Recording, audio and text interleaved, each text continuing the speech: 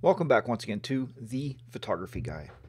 I am Jack. I'm your host here at The Photography Guy, and today I wanted to talk to you a little bit about the Godox 685 flash unit that we've been talking about, and the newer Neewer softbox, the 24-inch by 24-inch softbox that we showed the unboxing of. But I took some test shots today, and I thought it would be really nice now to sit here, and we're going to go over a couple of these test shots. I'm going to talk to you a little bit about these and show you the little setup that I did. I actually took some photos of the setup so that way we can look at where the light was placed and how I used it. So let's go ahead and we're going to go right to Lightroom. So here is the first shot. This is shot at let me see if I can't change my metadata here. No, we'll go to View, Info 2. All right. So this is shot at 1/4000th of a second using flash. And I was using TTL flash at this point with the softbox. And you can see the window behind it there leaving light in. So I was kind of getting a backlight from the window, so that's more of a natural ambient lighting, but I was trying to get the shutter speed high enough to kind of block that light out, but it didn't quite work for me. So I had to, here's the next shot. So what I did was I have black curtains. So I hung a black curtain in that window. That way I can block out all the light. It's a room darkening curtain. You can pick these up anywhere, and we normally get these at the dollar store.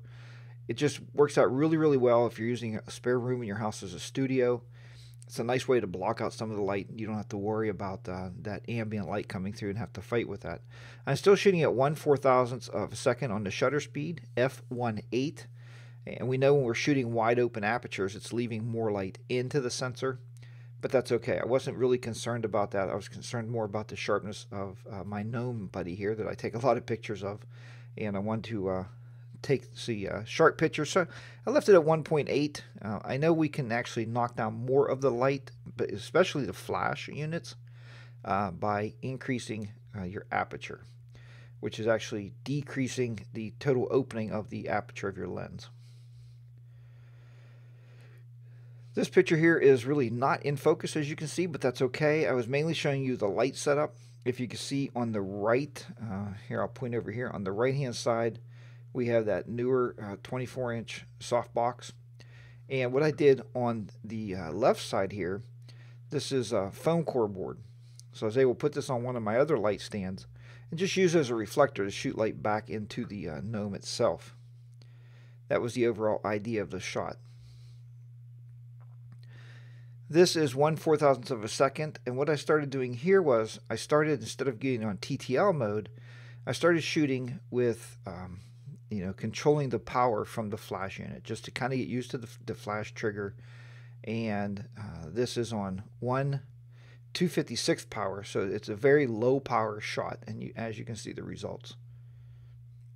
This is, I started bringing the power up. I'm probably about 1/64th power now. I got a little bit more light onto the gnome. We can see the little bit of reflection you're getting off the left side here. That's from the foam core board. So the flash is shooting from right to left, hitting the foam core board all at one time and lighting your subject. That foam core board, I picked that up, I think, at maybe like Michael's or Walmart or somewhere. It's about $1, maybe $2 a sheet. Just something nice to have in your arsenal in case you want to bounce light around a little bit.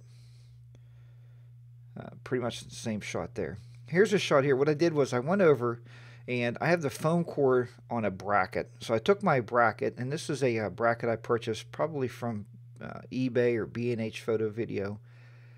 The bracket itself, basically what it allows you to do is allows you to take the angle just as I did here. You can angle. So it's on a light stand, and you can move that bracket around. It's actually for a reflector. And we've used this a lot with my round reflectors. You may have seen in some of my past videos. So it's a very nice way to get that foam core board to wherever angle you want it to be. Or also any height, because that way you don't have to hold it and it's on a light stand. Pretty much the same photograph. Here's a photo I wanted to show you where I have the softbox now sitting on the edge of the table and have it more shooting up into the foam core board. So you're going from left, you're going from, sorry, right up to the left side of the picture, back down onto the gnome here. And we're trying to get a little bit of light on his left side here. So we're going to his right, his left to his right. Very hard to determine left to right, so we're just going to talk photo-wise. And here I just changed the angle of the camera, just trying to see where the light's hitting at. Here's another shot where I turned the power down. We are at like 1/2 power here. And again, that is a lower power setting. That's probably 1/128th power. This, what I did was I took the flash unit and I moved it back, and then I went on low power to see how much light I could bounce around. As you can see, it didn't work out. There was no light bouncing. Now, could I have pulled the light meter out of the bag and lit this and, you know, had a reading from my light meter and set the camera perfect and get a perfect exposure? Sure, I could have. But what I do then is I lose the ability to learn. You want to learn your units. Being this is a new flash trigger for me, the Godox flash trigger with the multiple power settings, I never had that before. I've never had high-speed sync, so I always had to worry about keeping that shutter under 1/250th of a second. And this has given me the ability to learn the trigger a little better. And I've picked up a lot of tips already just on this few-minute shoot that I did here this morning. Here it is again. You can see that flash unit is no longer here. It's back over on...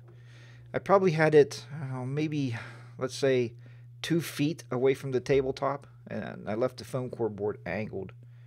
Trying to get that angle shot on it there. So there's another shot. Again, this is raising the power on this shot. And this shot actually was under TTL mode. So I went back to TTL just to see will it work. And what I found was, surprisingly enough, I don't know why it did that. Surprisingly enough here, I think it was we were on this one. Surprisingly enough, the TTL mode worked very, very well, just as it should. And a lot of people write in all the time and say, look, Jack, should I use TTL? You know, is that cheating? Or use whatever tools are available to you. And if your camera will shoot through the lens metering for your flash, and that flash sends out that pulse, the camera picks it up and says, oh, this, you know, this is the exposure. And the flash unit basically is getting the amount of light that it needs from what the camera is seeing. So no, it's not cheating at all. It's using what you have available to you. Again, just a different angle, again using TTL mode. This here, I brought the flash back, and what I did with the flash this time was I brought it higher up and down.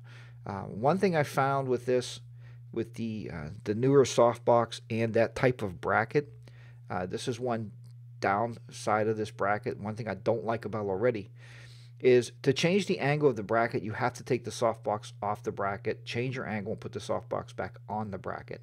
I think they should have made the handle further out so it cleared the bracket. But then again, remember, you can use all of the, I think it's Bolin type mounts, and just click on the front. And I think that's what I'm going to have to look at later on down the road, is some Bolin type softboxes. So that way it's away from that handle altogether. The plastic... With this particular softbox, it seemed like the box itself was a little heavy for the plastic. I don't know if anybody else has experienced that or not. But it seemed at times where it was wanting to like drift down. So you have to put it one step higher to let it drift down to where you want it. So you have to really learn the equipment. Here's another one. And I believe this was on TTL, and you can see there where the shot is perfect. You may be asking, well, this is a nice shot, but if you're shooting a portrait or a headshot, you don't want your lights in the shot, right? We definitely don't want to do that. I'm going to show you in a minute here how you can take care of that. Here's the setup. I just wanted to show you another picture of the setup. Again, it's not in focus. Don't beat me up about that, but it's not in focus because we're just shooting the lights to show you where the lighting is. And you can see the light is now angled down, so the light's coming down in on a 45-degree angle, right? That's what they tell you to do. Shoot your subjects at a 45-degree angle. And the foam core board is also at a 45-degree angle. So I'm sure I'm hitting light over to here, bouncing down on him, as well as hitting this white table, bouncing up. So we got a really nice big light pattern going on there. And there's one shot, again, at very low power. Let's see where we're at here now. Okay, there's another one, low power. There's another one I shot at, that's probably about half power with that setup. It seemed to work pretty well. Again, why was I playing with all the power settings? Because I want to learn the trigger units. I think that's very important, is to learn your equipment. You don't want to get out on a shoot and start fumbling around and not know what setting to do, or not know what's camera settings. When you go on a photo shoot, and I know when I go on senior portraits, and I take a meter reading for the ambient light. The first thing I want to do is get my camera set for that ambient light and know I'm ready to roll. Then I meet the person, I meet the parents, because when you have parents and you're fumbling around, you don't look like a very good photographer, so be very careful of that. There it is again, shooting down again on TTL, and TTL was working out well for this this type shot here. Again, we're back to the original. So what was I talking about earlier? We were talking about if we had, we'll go with this one. Yeah, that's fine. So I was talking about earlier, so you do a headshot and you see your lights in your shot, okay? Don't let that freak you out. You don't always have to have the lights away from your subject. When you're doing especially headshots, I've watched a lot of the YouTube videos, your lights are very close to the subject. Now you can zoom in and get very tight. Remembering this is a 35mm prime lens, or you're using a 50mm prime lens, maybe on your Sony or Nikon or Canon. A prime lens means we don't have the ability to zoom in. All right, now if this was a 70 by 200 lens or a 24 by 70 with an f2.8, then I have a constant aperture. I can zoom in and I can get rid of those lights. But I didn't have that. I'm shooting across this table. It is a 6-foot table, so I can see my lights. But that's okay, because even in Lightroom, we can go right into the developer module. You can just go into crop here, and you can just crop out what you want. So if you just wanted the subject by itself, and seeing we're shooting at 24 megapixels, we have plenty of pixels to work with. And let's just see if we can't just crop that up. And there we go. So now we do not have the trigger, or do not have the lights in the shot. The shot is beautifully lit. It's perfectly straight. We got really nice bokeh in the background, where the background's just like falling off behind the subject. And it worked out very, very well for us. So just a few clicks of the mouse with the editor, even if you're using Photoshop Elements, you can just crop your shot out and clean it up. It's a very nice way of doing things. Even with this shot, if this was in focus and you can see all the lights around here, you're like, wow, that's really horrible. You can see all those lights. Again, we could just come over here and we can just crop this out. We may want to pull this down a little bit, maybe something like that. And boom, you can just crop it out, and then you have your subject without having anything else in that photograph. There's one more. Again, I just crop it out. I just look at my crop. And I know I'm going to have people on here saying, you can't crop photos because then you're going to lose pixels. And it's shooting at 24 pixels. It's okay. Especially if you're shooting products. I did a video a while back on eBay product shooting. And if you're doing product shooting, this is not a big deal to be able to crop it out. You know, I could put this on eBay and I'm sure I could sell my buddy Gnome. Oh, I don't want to sell my buddy Gnome. I'm sure he'll get very, very mad. As well as my wife, because she purchased this Gnome for me quite a few years ago. I'm kind of a Gnome guy, and you know, taking pictures of him is just works out for me to play around with the flashes. So, okay, so that's it. Like I said, on that Neewer flash on the softbox, remember that the handle will not turn unless you take that box off. If somebody out there found a way to modify that, please let me know. I would love to hear from you for sure. I'm thinking of putting a longer bolt in and seeing if I can get a longer, I don't know, longer handle bolt or something that would tighten down and be away from the softbox. That would be a bonus. But you may want to change that box angle, right, when you're out. You don't want to have to take the box off, put it on. It only takes a second. I know the first one I did, when I was showing you how to put it together, it was very tight. But now it's starting to loosen up already after putting it on there 4 or 5 times this morning. It's starting to work itself out where it's getting really easy to put it on and take it off that bracket. So, all right, well, thank you very much for watching this episode of The Photography Guy, and hopefully this helped you out. You know, the big thing is get those cameras out there. I tell you, keep your shutters clicking, keep the editors editing. In other words, play around with this stuff, you know, and play with your gear, learn your gear, learn how it works, and learn what doesn't work. And when you go on a photo shoot, you're going to look more professional. Thanks for watching. I hope you come back and tune in next time for another Photography Guy.